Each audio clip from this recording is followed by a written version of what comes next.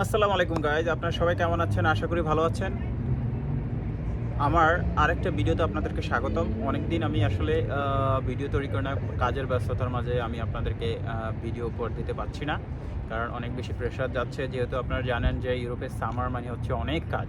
তো আপনার দেখা যায় যে যদি আগে আপনার রেগুলার আমাদের যে 8 ঘন্টার কাজগুলো সেই কাজগুলো এখন 12 ঘন্টা 14 ঘন্টাও কিন্তু পৌঁছায়। মাঝে মাঝে আমাদেরকে এক্সট্রা কাজ করতে হয়। তো এই ব্যস্ততার মাঝে আমি আপনাদেরকে চেষ্টা করি যে ইনফরমেশন দেওয়ার জন্য যে কিভাবে আপনারা ইউরোপে খুব সহজে আসতে পারবেন।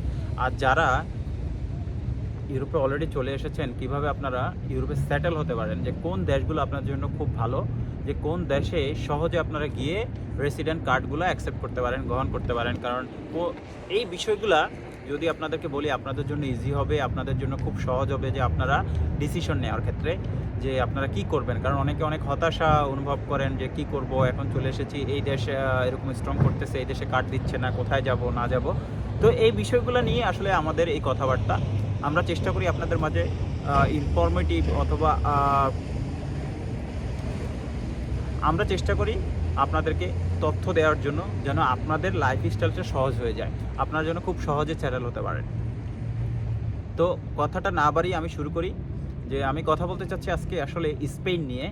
স্পেন দক্ষিণ এবং পশ্চিম ইউরোপের অনেক বড় একটি দেশ। এই দেশটি জনসংখ্যা হচ্ছে 48 মিলিয়ন। 48 মিলিয়নের দেশটির জনসংখ্যা, এই দেশটি যেমন বড় তেমন জনসংখ্যা কিন্তু আপনার সেই হিসাবে খুবই কম। আপনি চিন্তা করেন 5,05,000 বর্গ কিলোমিটার এই দেশটি কত বড় হতে পারে। ইউরোপের সেকেন্ড লার্জেস্ট কান্ট্রি বলা যেতে পারে এই স্পেনকে। আসি মূল পর্বে, সেটা হচ্ছে আপনার স্পেনে কিন্তু আপনার ওয়ার্ক পারমিট ইস্যু হয় এগ্রিকালচার সেক্টরে। তো আপনারা স্পেনে ওয়ার্ক পারমিট নিয়ে কিন্তু স্পেনে আসতে পারেন। আবার স্পেন কিন্তু আপনার পড়াশোনার জন্য খুবই বিখ্যাত। ওইখানে খুব ভালো ভালো ইউনিভার্সিটি আছে, আপনারা চাইলে স্টাডি করার জন্য অথবা স্টুডেন্ট ভিসায় আপনারা স্পেনে ঢুকতে পারেন। স্পেন দেশটি খুবই সুন্দর, সমুদ্র বেষ্টিত এই দেশটি, এবং মানুষগুলো খুবই অমায়িক, খুবই ব্যবহার খুবই ভালো, এবং আপনাদের জীবনযাত্রার মান খুবই সহজ হবে যদি স্পেনে চলে আসতে পারেন। এখন আমি হয়তোবা চলে আসছি, আপনারা ভাবতেছেন আপনি চলে আসছেন, আপনার জন্য তো ইজি। আসলে আপনারা যদি চেষ্টা করেন আপনারা আসতে পারবেন, কারণ উপরওয়ালা কার ভাগ্যে কী লিখে রেখেছেন উনি ভালো জানেন। তবে আপনাদের উপরওয়ালার কাছে চাইতে হবে, ওনার কাছে বলতে হবে যে আল্লাহ আমার জন্য ভালো কিছু রাখেন। দেখেন, আপনারা যারা বাংলাদেশে ধরেন একটা ব্যবসা করতেছেন, একটা জব করতেছেন, আপনারা কিন্তু ভাববেন যে এইখান থেকে অনেক ভালো আছেন, কারণ এইখানে ইউরোপে আসার পরও অনেকে কিন্তু অনেক কঠিন জীবনযাপন করে। কার্ড হচ্ছে না, ধরেন ডকুমেন্ট হচ্ছে না, 10 বছর 15 বছর তারা কাটাচ্ছে, কোনো কাগজপত্র নেই। অবৈধভাবে থাকা যে কত কষ্ট ইউরোপে, সেটা যে থাকে সে বুঝে। এখন আপনারা মনে করতেছেন যে ইউরোপে আসলেই মনে কত টাকা ইনকাম করতে যায়, কিন্তু মানসিক যে প্রেশারটা, এই মানসিক প্রেশারটা কিন্তু অনেক যন্ত্রণাদায়ক। আপনি আপনার ধরেন 20,000 টাকার স্যালারি নিয়ে যেরকম হ্যাপি থাকেন, এখানে কিন্তু আপনার লাখ লাখ ইনকাম করে, লাখ লাখ টাকা ইনকাম করে এত হ্যাপি থাকা যায় না। তো মাঝে মাঝে সিচুয়েশনগুলো আপনাকে অনেক বেশি ধরেন কঠিন করে তোলে। তো যাই হোক, আসি কাজের ক্ষেত্রে। ধরেন স্পেনে এখন যারা ধরেন ইউরোপে চলে এসেছেন, জানেন আপনারা অলরেডি যে পর্তুগাল আপনার কিছু নতুন নিয়ম চালু করেছে, নতুন ইমিগ্রেন্টদের জন্য কিছু স্ট্রং পদক্ষেপ নিতে যাচ্ছে। সেটা হচ্ছে, আগে ছিল 5 বছর পর আপনি সিটিজেনশিপ অ্যাপ্লাই করতেন, এখন তারা এটাকে বর্ধিত করে হয়তো বা 10 বছর করতে পারে। এখন অ্যাপ্রুভ হয় নাই, তারা এটা নিয়ে আলোচনা করতেছে। তারপর হচ্ছে আপনার ফ্যামিলির ক্ষেত্রে, ফ্যামিলি আনার ক্ষেত্রে তারা একটি কঠিন পদক্ষেপ নিচ্ছে, ধরেন সময়সীমা বাড়াচ্ছে অথবা কিছু নতুন নিয়ম জুড়ে দিচ্ছে, দেওয়ার চেষ্টা করছে আর কি। এখন তারা এটাকে উত্তোলন করবে সংসদে, তারপর হচ্ছে এটা পাশ হবে। তো এটা ধারাবাহিকভাবে আসবে। তো যদি এটা হয়ে যায় আপনারা কী করবেন? আবার অনেকেই দেখা যায়, আপনারা জানেন যে পর্তুগালে এন্ট্রি বন্ধ। তো ওই এন্ট্রি বন্ধ হওয়ার কারণে অনেকেই কী করবেন, হতাশা ভুগতেছেন। তারপর হচ্ছে আপনার পর্তুগালে অনেকে এন্ট্রি করার পরও দেখা যায় যে আপনার রিজেকশন আছে, এখন আপনি কী করবেন? তো এই সার্বিক বিষয়গুলো নিয়েই আজকে কথা বলবো। সেটা হচ্ছে, আপনারা যারা রিজেকশন হয়েছেন, তারপর হচ্ছে আপনাদের যারা ধরেন এন্ট্রি করতে পারেন না যেহেতু বন্ধ। পর্তুগাল ইউরোপের মধ্যে সেটেল হওয়ার জন্য ফার্স্ট অপশন ছিল, যেহেতু খুব ইজি রেসিডেন্ট কার্ড পাওয়া যেত। তো এখন যেহেতু সেটা নেই, পর্তুগালের পরে কিন্তু আমাদের অপশন আছে স্পেন। তো আপনারা চাইলে কিন্তু স্পেনে অ্যাপ্লাই করতে পারেন।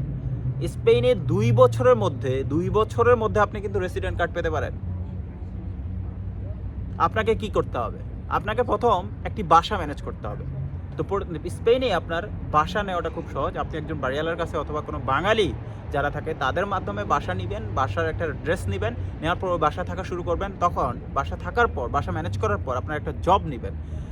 জব নেওয়ার পর জব কন্ট্রাক্ট আপনারা 2 বছর ওই সেম বাসায় আপনারা স্থায়ীভাবে বসবাস করবেন। 2 বছর থাকার পর একই জায়গায় আপনার অ্যাড্রেস থাকবে, আপনি থাকবেন, আপনার জব কন্ট্রাক্ট চলবে। 2 বছর কাজ করার পর আপনারা ইমিগ্রেশন অফিসে গিয়ে আপনাদের বাসা যে 2 বছর ছিলেন, তারপর হচ্ছে আপনার যে জব 2 বছর করলেন অথবা 1 থেকে 1.5 বছর জবটা করলে, আপনারা কিন্তু ইমিগ্রেশন অফিসে গিয়ে এটি সাবমিট করার পর আপনাকে ওনারা অ্যানালাইসিস করে আপনাকে কিন্তু প্রথমত 1 বছরের একটা রেসিডেন্ট কার্ড দিবে।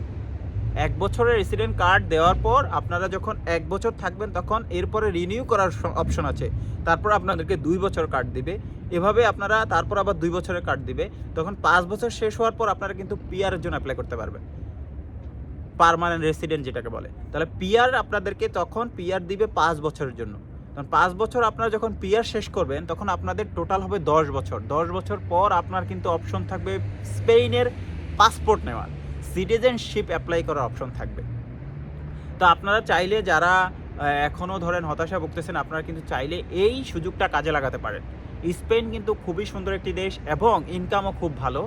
আপনারা পর্তুগালের চেয়ে ইনকাম খুবই ভালো। আপনারা 1000 ইউরো থেকে 1200 ইউরো পর্তুগালের চেয়ে ধরেন 2 থেকে 400 ইউরো বেশি ইনকাম করতে পারবেন স্পেনে, কারণ স্পেনের বেতন খুবই ভালো, আপনাদের লাইফস্টাইলও খুবই ভালো। এই দেশটি কিন্তু ইমিগ্রেন্টদের জন্য বসবাসের জন্য খুবই ভালো এবং তারা খুবই ওয়েলকামিং ইমিগ্রেন্টদের জন্য। আমি জানি না, যদি হয়তো বা ধরেন আপনারা সরকার চেঞ্জ হইলে কিন্তু আপনার কিছু রুল চেঞ্জ হয়, তা আপনাকে এই বাস্তবতাটা মেনেই কিন্তু আপনাকে ইউরোপে বসবাস করতে হবে, ইউরোপে সংসার করতে হবে, বাস্তবতা মেনে নিতে হবে। ধরেন আপনার প্রত্যেক সরকার কিন্তু ইমিগ্রেন্টদের পক্ষে থাকবে সেটা কিন্তু না। ধরেন এই যে নতুন পর্তুগালে যে নতুন গভর্নমেন্ট গঠন হবে, ধরেন বিরোধী দল, তারা কিন্তু আপনার ইমিগ্রেন্ট বিরোধী। তারা আপনার দেখা যায় যারা লোকাল আছে তাদেরকে ব্যবহার করতেছেন, লোকালরা সাপোর্ট দিচ্ছে, যেহেতু চিন্তা করতেছে ইমিগ্রেন্ট বাড়তেছে, তাদের জব, তারা মনে করে যে তাদের জবগুলো ইমিগ্রেন্টরা নিয়ে যাচ্ছে। তো তাদের ক্ষেত্রে তাদের দুর্বল পয়েন্টটা তারা কিন্তু এই পলিটিশিয়ানরা ইউজ করে।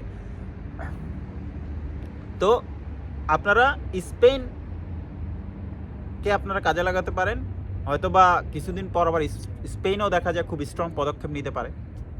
তা আজকের ভিডিওটা এই পর্যন্তই।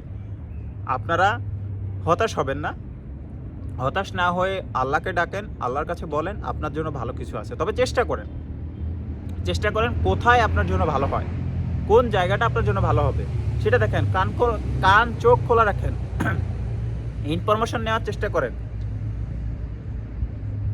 তারপর স্পেনের পর ইতালি আছে, চেষ্টা করেন ইতালিতে।